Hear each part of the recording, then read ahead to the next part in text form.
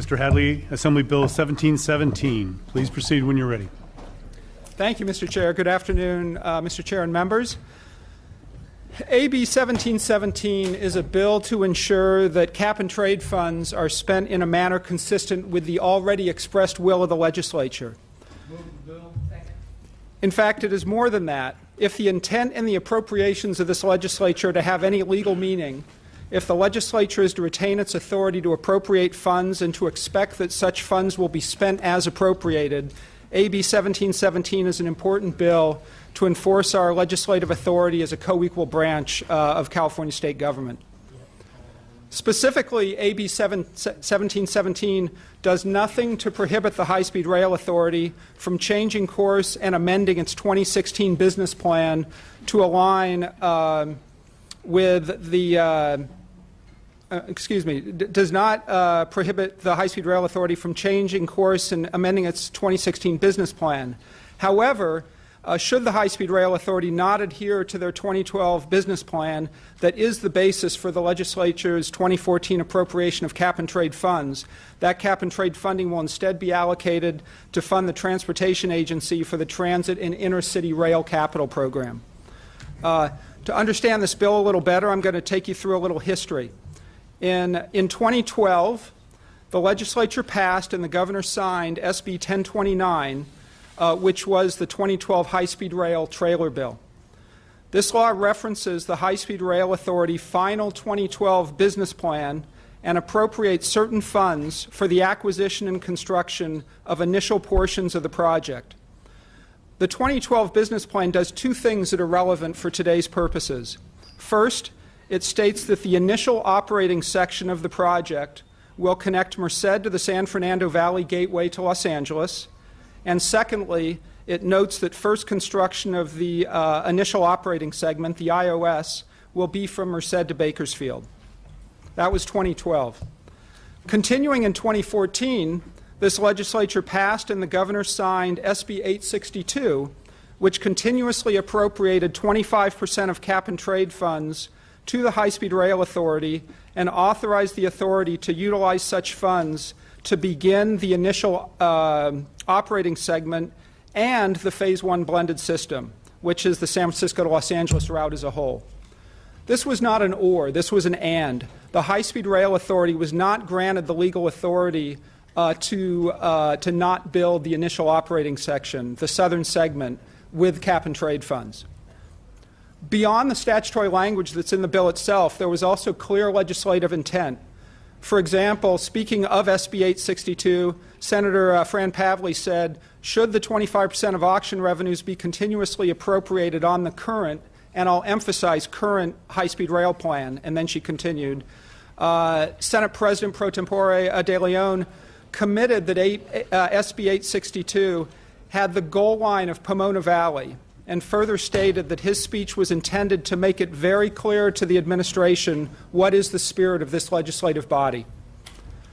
So legislative language and intent were very clear as of 2014. Then in 2015, the High-Speed Rail Authority chose to start redefining terms, apparently in the goal of creating some flexibility for itself. The authority had formerly described the northern leg of the project as the Northern California Unified Service, just as the southern leg had been defined as the initial operating section. However, in 2015, the High-Speed Rail Authority redefined the southern leg as the initial operating section south and the northern leg as the initial operating section north. This change in terms on the part of the High-Speed Rail Authority was not accompanied by any changes in legislation or spending authority. And then finally, as all of you in this committee know, most recently, the High-Speed Rail Authority has announced that they intend to run the first portion of the rail line from north of Bakersfield to San Jose. In light of this significant departure from the 2012 and 2014 legislative language and intent, cap and trade funds should now be reallocated through the appropriations process. Finally, this is not just a theoretical concern about which portion of the high-speed rail project will be built first and which portion will be built last. The High-Speed Rail Authority has acknowledged that it does not currently have the funding resources in place to complete the San Francisco to Los Angeles project. There are no federal dollars on the horizon, no additional federal dollars on the horizon, and there is no evidence of private sector funding to supplement state funds. If the High-Speed Rail Authority is allowed to ignore the will of the legislature, there is a very real possibility that California taxpayers as a whole will have paid for a regional transit system, and Southern California taxpayers and passengers will have gotten nothing but broken promises and violated legislation from their legislators.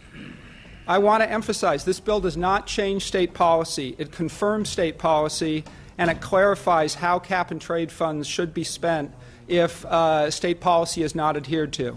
I respectfully ask for your aye vote, and David Wolf on behalf of the Howard Jarvis Taxpayer Association is here with me today. Mr. Wolf, will you please proceed? Yes, Mr. Chairman, members, good afternoon. Thank you very much. David Wolf with the Howard Jarvis Taxpayers Association. We're in support of this bill. Members, with this bill, it's not really about the letter of the law, is it? But it's about the spirit. It doesn't really matter whether the north section of the IOS is in the high-speed rail blended plan or not. What matters is it's been the long-standing policy of this legislature for years that cap and trade money go towards both disadvantaged communities and high-speed rail.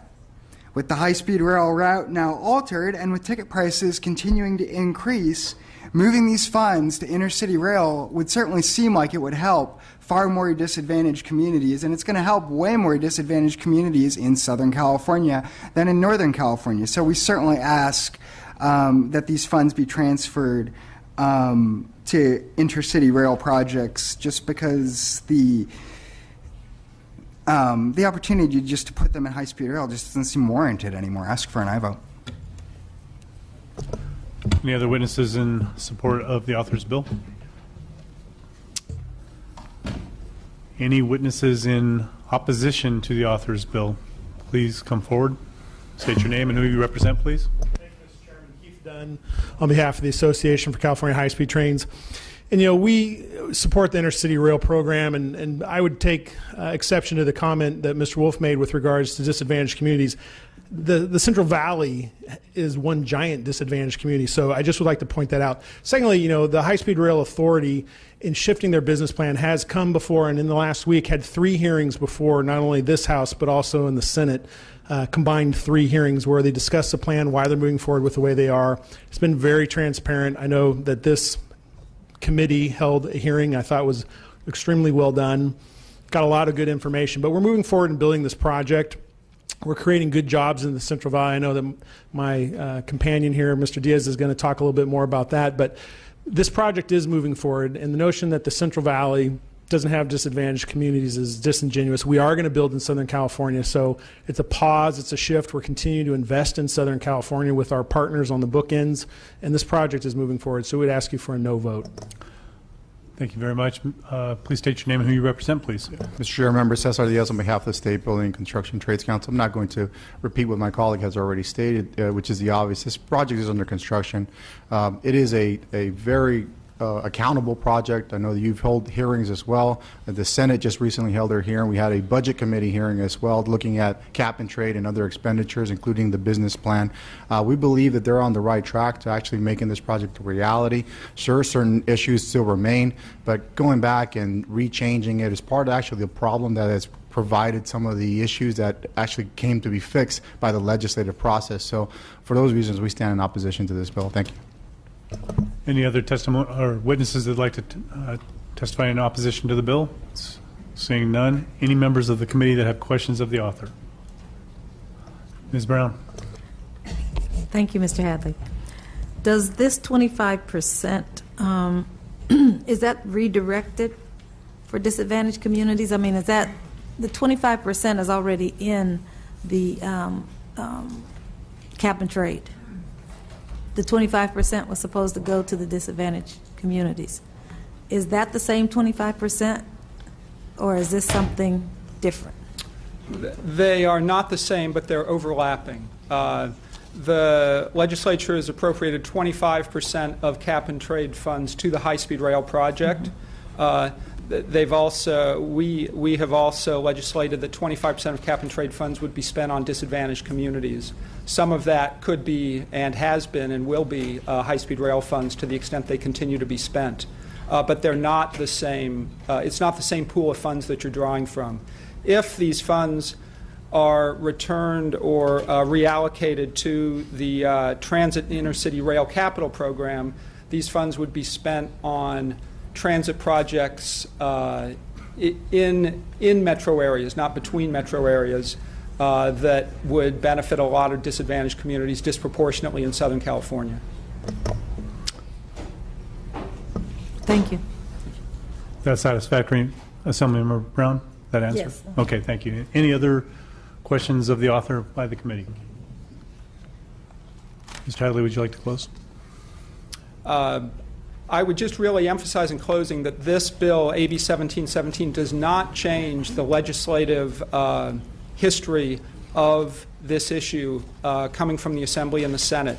This clarifies that the 2012 business plan that was the basis for the 2014 allocation of cap and trade funds should be spent in the way that it was originally intended and legislated, and to the extent that it's not, the High-Speed Rail Authority needs to access non-cap and trade funds, and these cap and trade funds should be spent on intra-city rail programs. I respectfully ask for your aye vote.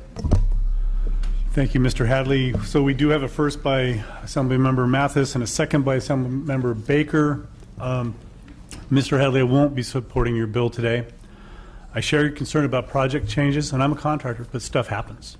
And then you adapt and you go on. And this is a field of dreams for the Valley. It is one disadvantaged community who has no international airports, doesn't have the ability to get good paying jobs. And these are people that will be able to get into Silicon Valley who have the ability to make a living wage.